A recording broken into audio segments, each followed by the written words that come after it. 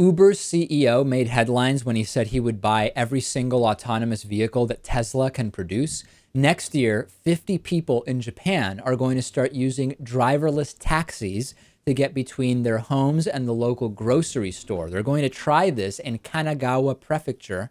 Is it pronounced prefecture or prefecture? I would say prefecture. Interesting. All right. Well, it's going to take place in Kanagawa, south of Tokyo. There's a company called the Robot Taxi. It's a joint venture between the firm DNA, as in DENA, and a vehicle technology developer called ZMP. They're going to roll out self-driving taxis and self-driving buses.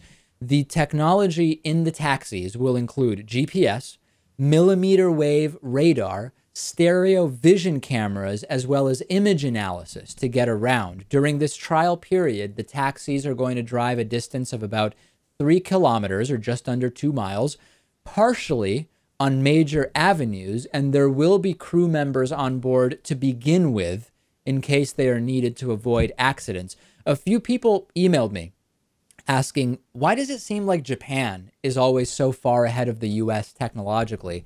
I don't know that that's actually true, Lewis. I think that in the US, a lot of the technological advancement goes straight to military technology, whereas in Japan, more of that advancement is going towards publicly available technology. I don't actually think that this represents anything more advanced than what we have here in the US. It's just that they're directly and quickly applying it to public benefit. Yeah, it really depends on the industries and sectors you're looking at. I mean, look at companies like, Intel, and look what's happening in California. I mean, so much of the world's microprocessors are coming out of the United States. And I don't know, in Japan, I think it's more, I don't know, it's got a different feel and they have different applications. I still get emails, Lewis, from people who say autonomous vehicles are a fantasy. Self-driving cars are not happening. Look at what we have now. Audi and Google have vehicles that have been tested, including on public roads, that have driven millions of miles. We have a driverless truck corridor being developed in the United States. In Canadian mining operations, employees are already starting to be replaced early in the process with autonomous mining trucks. In the Netherlands, I told you about a self-driving bus that is going to be remotely monitored by staff for safety. In GM's facility, I told you yesterday, they are going to be using self-driving Chevy Volts for employees to get around the campus, and they will be able to call them via a remote application. They are also putting out this Super Cruise heavily autonomous vehicle next year. It's not going to be a fully autonomous vehicle, but heavily autonomous.